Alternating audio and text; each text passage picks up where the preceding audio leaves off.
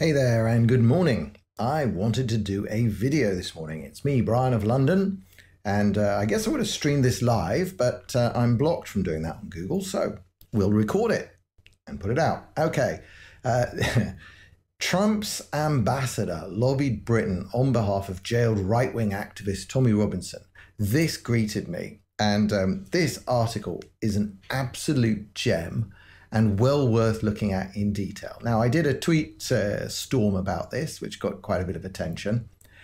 And the reason this article just jumped out at me because of one paragraph, which is this. I'm going to read it now, and then we're going to jump in and go through the entire article. Reuters was unable to determine why the top US official responsible for defending religious freedom would try to intervene with the British government on behalf of an activist who has expressed anti-Islamic views. Okay, so the big picture here is that Reuters believes that religious freedom means protecting Islam from criticism.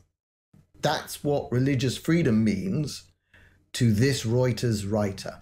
And we'll have a little dive into the background of the specific Reuters journalist who put this piece together, and then you'll start to understand. But let's look at the whole article. So, Trump's ambassador lobbied Britain on behalf of jailed right-wing activist Tommy Robinson. File photo, of course, a file photo of Tommy arriving at a court. Though I do like that the Reuters journalist, his name is Winning, because I actually think that this article is winning for us. Okay.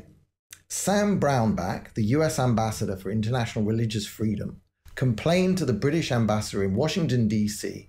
about the treatment of an English right-wing activist, who is in jail for disrupting a trial, according to 3 sources familiar with the discussion. Okay, let's pass this. Sam Brownback, who is he? Well, you can look him up on Wikipedia, former governor of Kansas, and now he is the United States Ambassador at Large for International Religious Freedom, a post I had no idea even existed.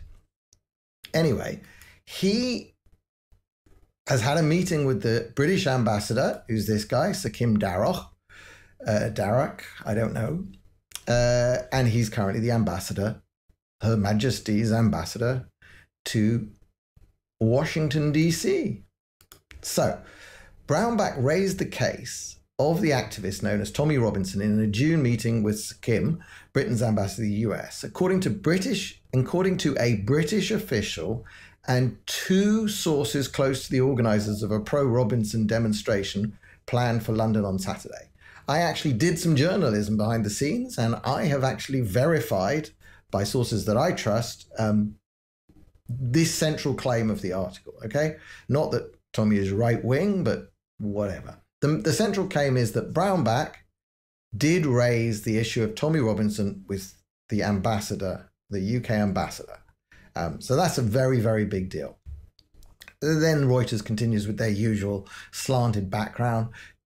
Robinson, whose real name is Stephen Yaxley Lennon, though he goes under a number of different alias, is a founder of the English Defence League. This is true, which has organised violent demonstrations, not true, against Islamic immigrants in the UK in the past decade. I don't think that is a charge that can be upheld. They have never organised a violent demonstration. They have organised demonstrations. There's been violence at them, but the EDL never organised a violent demonstration, and they were never targeting Islamic immigrants. All through the time of the EDL, immigration was barely ever mentioned, if at all, because the issue was not immigration, and it wasn't even with immigrants. It was with Islam in the UK. Now, Islam got to the UK largely by immigration, but most of the Muslims in the UK today are not themselves immigrants. They're children of immigrants, or even grandchildren of immigrants. So, this paragraph, wrong. Robinson has branded himself as a journalist. Well, Mr. Reuters, you've branded yourself as a journalist and got a job at Reuters, whose job is to lie and defend Islam. And a campaigner against Islamic extremism. This is correct. A move that won him contacts with American anti-Muslim activists. Again, I don't have any time for anti-Muslims activists. I am strictly about the ideology of Islam, and so is Tommy. Robinson was arrested in late May outside a courthouse in Leeds, England, while making video recordings about a trial related to child molestation. It's a bit more than that, but anyway, and jailed for 13 months for violating English law limiting publicity during criminal trials. This is largely correct. Now we get to what Reuters actually dug up or had leaked to them. I'm not quite sure how the journalists got to this story, but I have my suspicions, but I'm not going to go into those. Brownback raised the jailing of Robinson during a meeting with Darroch that covered a range of religious freedom issues, the British official confirmed this week. So this part of the conversation appears to come from a British official that was in the meeting between Brownback, the US roving ambassador for religious freedom, and the UK ambassador to America. And that's Mike Pompeo. And in the background, that's Mike Pompeo, who is the Secretary of State. And in the background is this Brownback. Brownback told Darroch that if Britain did not treat Robinson more sympathetically, the Trump administration might be compelled to criticize Britain's handling of the case, according to the two sources in contact with the organizers of the planned pro-Robinson demonstration. Okay, so we've switched. It's worth deconstructing journalism. So in this, for this paragraph up here, Brownback raised the jailing of Robinson. That's according to the British official. So that's someone from the ambassador's staff who was in the room. And now this paragraph is according to two sources in contact with the organizers of the planned pro-Robinson demonstration. So those are people on Tommy's side. They're two people who were involved in organizing yesterday's July 14th Free Tommy rally in Whitehall. Like I say, I suspect I know who they are, and it's not worth going in. I don't know I don't know who they are personally, but I know the organization. So the sources said Robinson's supporters, who have been in touch with the Trump administration about the issue, were concerned that he could be attacked by other prisoners. This is correct, and it's in the public sphere, because there's been plenty of tweets toward Trump administration officials, and even, we've had one tweet from Donald Trump's son, Trump Jr. Reuters was unable to determine why the top US official for defending religious freedom would try to intervene with the British government on behalf of an activist who has expressed anti-Islamic views. Ding, ding, ding, ding, ding. This paragraph is astonishing. Okay, this paragraph says, it's the injection of what I believe to be opinion into a news article, because Reuters is now making a value judgment. Firstly, they're making a judgment that religious freedom is encroached by expressing anti-Islamic views. Well, I don't believe that that's true. Religious freedom is both freedom of religion, freedom to practice religion, and freedom from religion. It's the freedom not to have someone else's religion imposed upon you. And I can fully understand why a minister or a US official responsible for religious freedom would want to talk about whether people in the UK are free to express anti-Islamic views. This is not views against all Muslims. This is not the made-up crime of Islamophobia or whatever that is. This is a hard, cold look at the doctrines of Islam and jihad. Very different. That's why this article is astonishing. Now, Brownback, who is a former governor of Kansas and former US senator, was not available for comment. Yep. However, on Thursday, a US State Department spokesman said the characterization of Brownback's meeting with Darroch by Reuters sources were completely false, but the spokesman did not elaborate further. Okay, so that's the State Department. I suspect that whatever Brownback is doing is hated by the State Department. The State Department is absolutely chock full of Islamists and Arab defenders. We know this from their treatment of Israel that I've been watching for much more than a decade. The State Department in the US is very similar to the UK's Foreign and Commonwealth Office and would defend Arabs and Islam whenever they get the chance. So yes, I think the State Department is probably horrified about this meeting. But you'll notice they didn't deny that it took place, and they didn't deny they didn't deny the sort of central claim that somebody lobbied the British ambassador on behalf of Tommy. It's very interesting. The British Embassy had no comment on further details of the discussion. Again, no denial, but no further comment. Now, here we get to this. This is probably the clue to who the two sources close to the Free Tommy rally are. Last week, the Middle East Forum, a Philadelphia group, that's Daniel Pipes' group, by the way, said it was sponsoring and organising a Free Tommy Robinson demonstration in London near the British Parliament on Saturday in collaboration with British and European groups. That's what we saw yesterday. It looked like a great success again. Can't judge numbers, no aerial shots. It's the usual story. The event was expected to merge with a demonstration in support of US President Donald Trump, who appointed Brownback. Yes, he did. Trump appointed Brownback because you can't imagine anyone like him being given anything like power under the Obama administration, or God help us if it had been Clinton.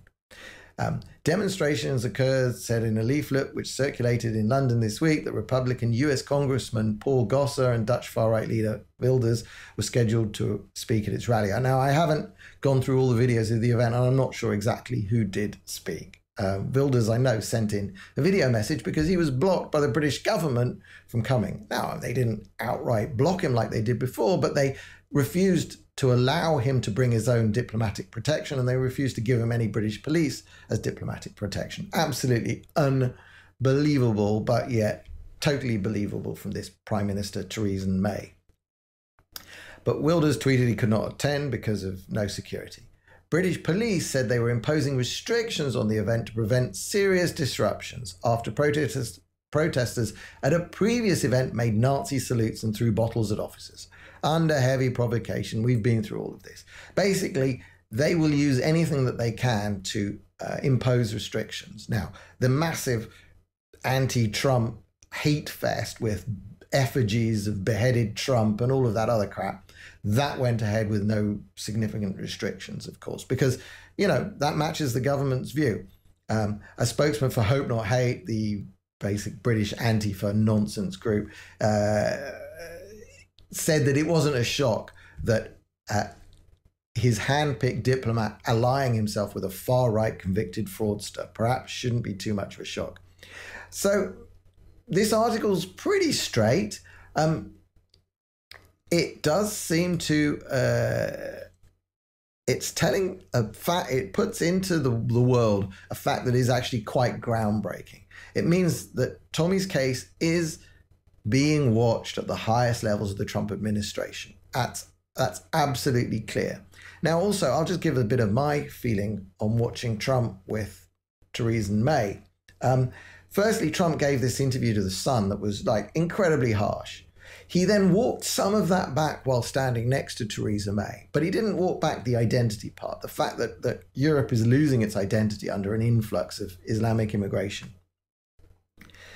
I don't know. My little gut feel is that there's something going on with Trump and Britain, in that perhaps Britain or MI5 had something to do with this dodgy dossier and all of those, all of the so-called Russian interference that turns out to be basically opposition research and by Clinton. I think maybe Britain had something to do with it, and I have a feeling that Trump is punishing Britain for that. Or not Britain, not the British people, not the Brexit voters. No, he's punishing Theresa May. And he's doing it in probably quite subtle ways that he's never given credit for. Anyway, I just want to throw in a little bit, because whenever I read something in the mainstream, especially Reuters or AP, especially the newswire services, I go and look at who's writing them. And in this case, the guy's name is Mark Hosenball, which is a good name because it's a very unique name for Google. And this guy has quite an interesting little early background. So is American, now works at Reuters. Prior to joining Reuters, he was at Newsweek, which we know today is an unbelievably far left, Soros-occupied outlet that's just almost ridiculous. Well, it is ridiculous. And of course, he's worked for the usual variety of far left, Dateline, American Public Radio, and the usual suspects. But there's one story that is a standout, bizarre story. He was deported from the UK in 1977 after he wrote a story called The Eavesdroppers for Time Out magazine. Time Out is bizarre because it's basically the listings magazine that tells you what's on in the cinemas and in the theatres in London. But they used to have quite a bit of a sort of a far left political leaning as well, because it's the arts, I guess. And in 1977, he exposed the existence of Britain's government communications headquarters, which is the British NSA. I think it was before this building that I'm showing you actually existed. But I guess the existence that there was a GCHQ was somewhat unknown until this guy wrote the article on it. He challenged in court, but to no avail, and he was stuck on a flight and sent back to America. There's actually a lot of details on this. There's a November 1976 article in the New York Times, which goes into a lot of detail. At the time he was working for the Evening Standard, but I think it related to what he'd written in Time Out. And anyway, go have a look at the details on this chap. Very, very interesting. There's also sort of long articles, and I'll give links in the notes on this video. Just long notes on how he came to be tried and thrown out of Britain. It's a very curious case. It's not something I was aware of, and it comes back to a lot of this. But just returning, and just to sum up, I'll just go through some of these treats. Religious freedom is also freedom from religion, especially a coercive political movement hiding in plain sight as a religion. That is what this Reuters writer doesn't believe should be a cause of religious freedom. And it's, the example, the extreme example, the reductio ad absurdum example is that if Islamic State declare that slaughtering Jews is their religious duty, which they do, would Reuters suggest defending Islamic State's religious freedom to slaughter Jews? That's the implication of what he believes religious freedom should be. Anyway, I have at least confirmed that the Trump administration with this chap did raise the issue of Tommy Robinson with the ambassador in Washington. Who knows what's happening? Tommy's appeal is next week, 18th. I just hope that he's out. I just hope that he's freed and we get to see him soon. And I hope you find this interesting. Also, just learn this, read articles. If you read articles, try and dig behind them. Try and say, when they're saying two sources familiar with, have a think about what that really means, why this is coming out. Obviously, this came out on the eve of the Trump rally, and it was a big story, and it's put out to try and damage both Trump and take a little swipe at Tommy. But I mean, the main point, and the left wing and HuffPo and all the others have picked up on this, is that they're going to say that the Trump administration is lobbying on behalf of a far-right extremist. But as we all know, this far-right charge is diminishing. All the people who show up to support Tommy are not far-right in any way, shape or form. They are not Nazis, as the socialist worker keeps calling Tommy. And so what the media really are doing is destroying themselves with this constant drumbeat of calling anyone they don't like and anyone who opposes Islamization of Western society a Nazi, because we are not Nazis.